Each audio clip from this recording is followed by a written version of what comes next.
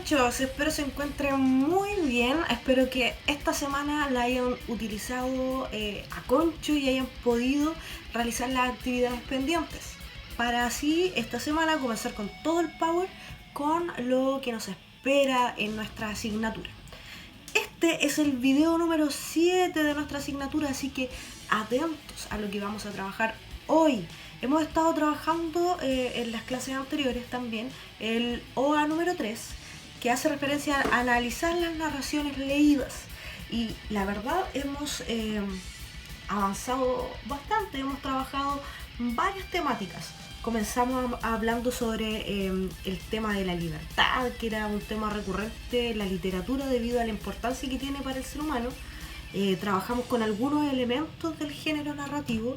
Vimos el narrador, vimos personajes. De los 5 elementos del género hemos trabajado 3: los narradores, heterodigético, homodigético, los personajes, cómo caracterizar los personajes y los tipos de personajes tipo que existen, y hemos trabajado las acciones que se llevan a cabo dentro de una historia. Hoy vamos a avanzar un poco más y vamos a trabajar con el 4.º elemento del género, que es el tiempo. ¿Ya? Así que atentos, presten mucha atención para que puedan comprender estos conceptos. Adelante. Ok, vamos a ver el tiempo en las narraciones. Aquí nos vamos a encontrar con varios conceptos como tiempo de la historia, tiempo del relato, tiempo referencial histórico, anacronía, flashback, reconto, etc. Pero vamos a ir por partes. Es por eso que para poder iniciar vamos a utilizar un texto que ustedes manejan un montón, que se lo saben de memoria, me imagino yo, que es La Caperucita Roja. ¿Se acuerdan de este cuento infantil que en realidad es bastante terrorífico? Pues hay un lobo que se come a una niña y a una abuela y permanecen vivas dentro de su estómago. Luego le rompen el estómago a este lobo para sacar vivas aún a la anciana y a la niña. Si recordamos un poco el cuento, nos vamos a dar cuenta que las 6 acciones, los 6 hechos que aparecen ahí son los principales. Es decir, la historia comienza cuando la madre, ¿cierto?, le da esta orden a la niña y le advierte a Caperucita que se vaya, que siga el cierto camino, porque si no se puede encontrar con algo que puede interferir su viaje. Luego, ¿qué pasa? La Caperucita número 2, dice ahí, se encuentra con el lobo en el bosque. ¿Qué pasa después? El lobo se devora a la abuelita, número 3. Número 4.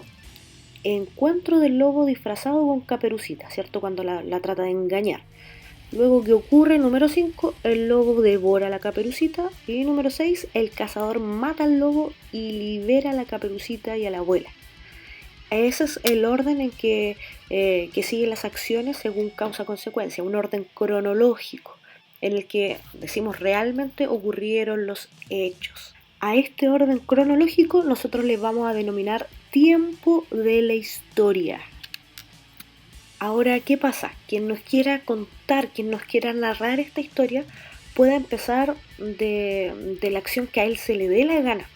Ya él puede reorganizar estos hechos y contarlos desde el final, desde el medio, desde el inicio, ir recordando, etc. A eso nosotros les vamos a llamar tiempo del relato, es decir, cómo se relatan los acontecimientos. Fíjense acá en el ejemplo, vamos a leer. Dice así: un cazador mata a un lobo y libera a una niña y a su abuela que se encontraban en el estómago del animal. Nada de esto hubiese pasado si Caperucita hubiese hecho caso a las advertencias de su madre. En la casa de la abuelita, el lobo disfrazado engañó a la niña y la engulló. Antes había llegado a la casa y devorado a la anciana. Caperucita recordó su confiada entrevista con el lobo en el bosque y ahora lamentaba haber confiado en el siniestro personaje. La niña prometió tener más cuidado en el futuro. Al orden en el que se cuenta la historia le vamos a denominar entonces tiempo del relato. Ok, aquí lo vamos a ver más detalladamente. A la izquierda de la pantalla está el tiempo del relato y a la derecha el tiempo de la historia.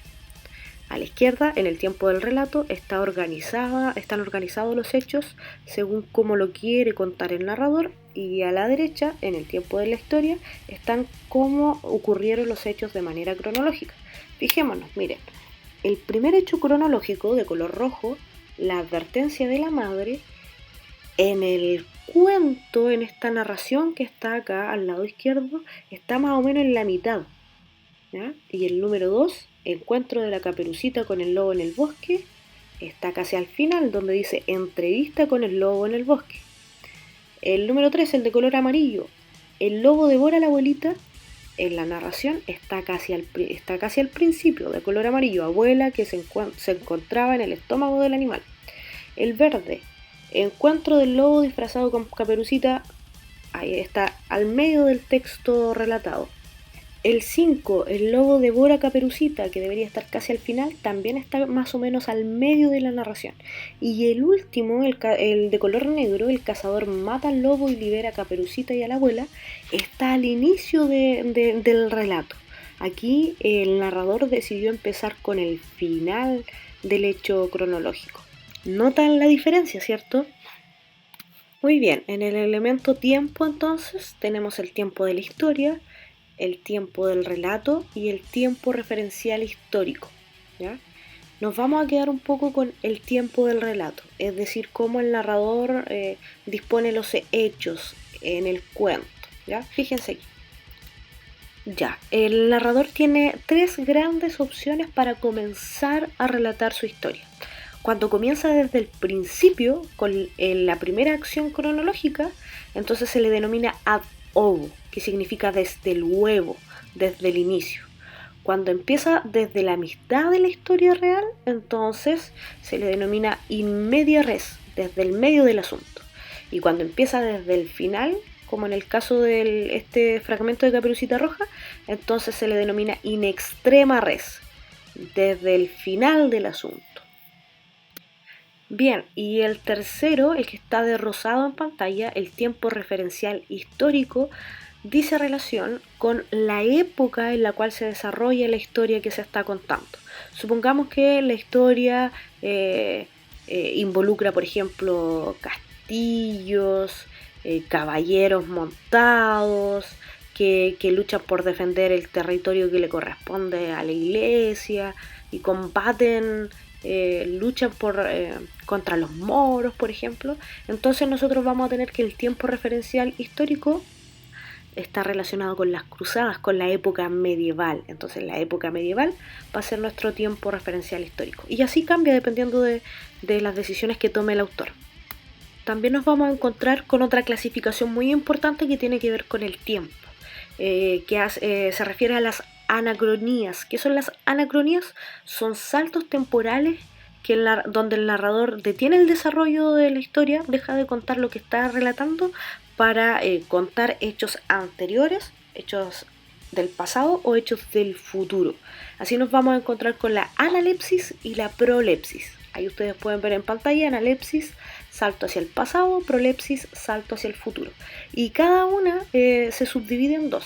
Y esta subdivisión tiene que ver con la extensión del relato. Por ejemplo, en la analepsis, en los relatos del pasado, cuando es extenso este relato se llama raconto y cuando es corto se llama flashback, flash, rapidito.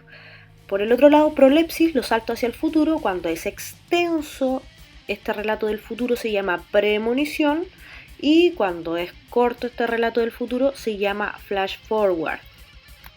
Considerando esto, teniendo bien clarito las clasificaciones que existen del concepto tiempo dentro de la narración, me gustaría que pensaran en 2 conceptos importantes: la sabiduría y la astucia. Miren, ¿recuerdas algún personaje que te sorprendiera por su ingenio? Te invito a leer el siguiente texto. Atención. Muchas de las narraciones que leemos nos muestran a personajes que se enfrentan a una serie de encrucijadas, de las cuales logran salir airosos gracias a su astucia.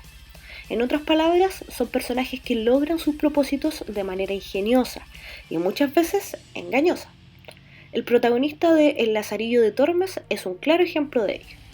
Además de hombres y mujeres astutos, también es probable que hayas leído de personajes que guían a otros con sus sabios consejos. Las personas sabias se caracterizan por la prudencia y la sensatez con que conducen sus vidas. Estas virtudes, puesto que se desarrollan con la experiencia y la reflexión, están asociadas a personas de avanzada edad. Algunos personajes muy sabios son Dumbledore, de la saga de Harry Potter, por ejemplo. Atención. Bien, vamos a reafirmar estos dos conceptos según lo que nos dice la Real Academia Española. Sabiduría se define como la conducta prudente en la vida o también como el conocimiento profundo de las artes o las ciencias. Por otro lado está la astucia. El ser astuto es definido como alguien hábil para engañar y, ojo, también alguien hábil para evitar el engaño. De hecho, el ser astuto tiene una connotación más o menos negativa. Sin embargo, también hace referencia a aquellas personas que son hábiles para evitar el engaño, no tan solo para engañar. Ojo ahí. Muy bien, ahora te voy a invitar a que de manera autónoma leas un fragmento de la novela El Socio, escrita por el chileno Genaro Prieto, y que, ojo, tiene un tiempo referencial histórico del siglo XX, a principios del siglo XX. Ya se ambienta en el mundo de los negocios de Santiago de esa época, de principios del siglo XX. Así que abre tu libro en la página 89 para que puedas comenzar a darle lectura a este fragmento de novela y así puedas realizar las actividades asociadas a este texto que se encuentran al final de él, ya en la página 99. Ánimo, muchachos, ustedes lo pueden lograr, vamos que se puede con todo el power. Y eso es todo, que estén muy bien, cuídense, nos vemos el próximo lunes. Cualquier duda, consulta al correo electrónico o en los comentarios de este video.